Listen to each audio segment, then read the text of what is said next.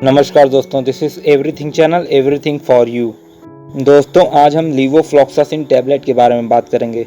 हम इसके usage, side effect और इसको किस तरीके से खाना है, इन सभी चीज़ों के बारे में डिटेल में चर्चा करेंगे। इसके साथ साथ मैं आपको ये भी बताऊंगा कि ये किस किस नाम से मार्केट में मिल जाएगी। तो दोस्तों, ज़्यादा देर ना करते हुए चलिए लीवोफ्लॉक्सासिन टैबलेट के बारे में बात करते हैं। लीवोफ्लॉक्सासिन एक एंटीबायोटिक दवा है जो फ्लूरोक्विनोलोनस ग्रुप से संबंधित है। फ्लूरोक्विनोलोनस ग्रुप में इसके अतिरिक्त और भी कई सारे एंटीबायोटिक दवाएं आती हैं जिनके अंत में सिन लगा होता है, जैसे नॉरफ्लॉक्सासिन, ओफ्लॉक्सासिन, सिप्रोफ्लॉक्सासिन, मोक्सिफ्लॉक्सासिन, डेलाफ्लॉक्सासिन, इसके अलावा और भी कई सारे। हर एंटीबायोटिक दवाओं की तरह लीवोफ्लॉक्सासिन का भी प्रभाव हमारे शरीर पर कई जगहों पर पड़ता है। कुछ इसके मेन पॉइंट होते हैं जिस आधार पर इस दवा को लिखा जाता है, कुछ इसके अतिरिक्त और भी हो सकते हैं। आइए जानते हैं सबसे पहले कि लीवोफ्लॉक्सासिन आपको मार्केट में किन किन नामों से मिल जाएगी। ये आपको मार्केट में एल्सिन, फाइनल, लियोफ्लॉक्स, लियोडे, लियोन और इसके जेनरिक नाम लीवोफ्लॉक्सासिन के नाम से भी मिल जाएगा। लीवोफ्लॉक्सासिन डॉक्टर के पर्चे पर मिलने वाली एक दवा है। अपने से इसका इस्तेमाल बिल्कुल ना करें। डॉक्टर की सलाह से डॉक्टर को दिखा कर ही इसका इस्तेमाल करें, या डॉक्टर आपको अगर लिखता है तभी आप इसका इस्तेमाल करें।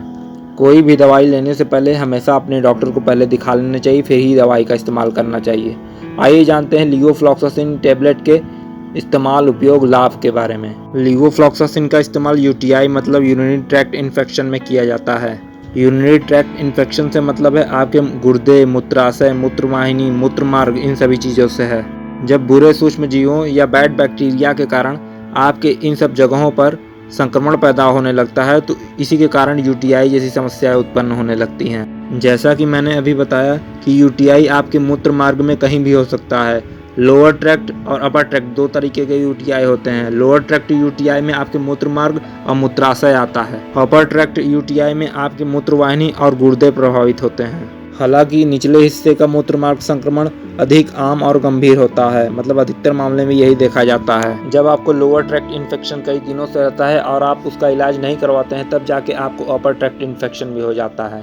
अपर ट्रैक्ट इन्फेक्शन में किडनी और मूत्रवाहिनी आती है, इसलिए जब भी आपको लोअर ट्रैक्ट इन्फेक्शन हो तब आप उसका इलाज करवाइए, नहीं तो लोअर ट्रैक्ट इन्फेक्शन अपर ट्रैक्ट इन्फेक्शन तक पहुंच जाएगा और अपर ट्रैक्ट इन्फेक्शन होने पर आपको किडनी की प्रॉब्लम हो सकती है अगर आप ज़्यादा दिन तक इसे भी नज़रअंदाज करते हैं तो। इसलिए जब भी आपको ऐसी दिक्कत आए तो अपने डॉक्टर को ज़रूर दिखाएं। वो आपको ये दवा या कोई और दवा इसी टाइप की लिख के दे देंगे और आपको उससे जल्दी आराम मिल जाएगा। इसका इस्तेमाल प्रोस्टेटाइटिस को ठीक करने में भी किया जाता है। प्रोस्टेटाइटिस मतलब प्रोस्टेट ग्रंथि में सूजन। प्रोस्टेट ग्रंथि मतलब पेनिस के नीचे वाले भाग को प्रोस्टेट ग्रंथि कहते हैं। प्रोस्टेट ग्रंथि में सूजन के कारण आपको तेज दर्द, पेशाब करने में कठिनाई, पेडू में दर्द, कमर में दर्द हो सकते हैं। इसे भी ठीक करने के लिए इसका इस्तेमाल किया जाता है। इसका इस्तेमाल निमोनिया को ठीक करने में भी किया जाता है। निमोनिया मतलब आपके एक फेफड़े या दोनों फेफड़े में इन्फेक्शन। निमोनिया के अंतर्गत आपके फेफड़े में बलगम या मवाद भर जाते हैं जिससे आपके फेफड़े सूज जाते हैं, जिसमें आपको बलगम और मवाद वाली खांसी आने लगती है, बुखार होने लगता है, ठंड लगता है और सांस लेने में तकलीफ होने लगती है।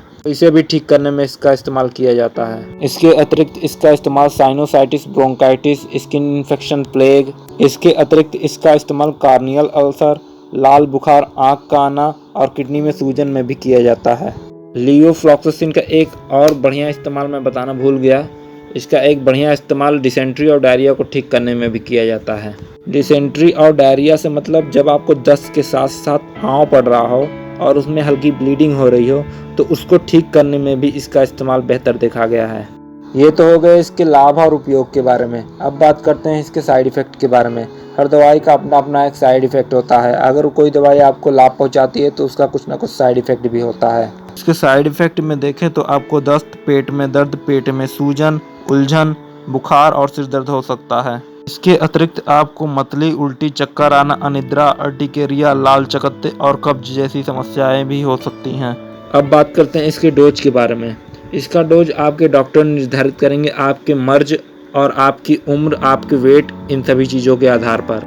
वैसे इसका कॉमन डोज जो दिया जाता है वो 500 mg टेबलेट दिन में 2 बार या 250 mg टेबलेट दिन में 2 या 3 बार या 750 mg की अगर टेबलेट दी जा रही है तो दिन में 1 बार दी जाती है। इसकी टाइम ड्यूरेशन की बात की जाए कि आपको ये कितने दिनों तक चलेगी तो लगभग 7 दिन से 14 दिन तक आपको ये दवाई दी जा सकती है। या अधिक प्रॉब्लम होने पे आपको 14 दिन से अधिक भी इस दवाई का इस्तेमाल करने के लिए कहा जा सकता है।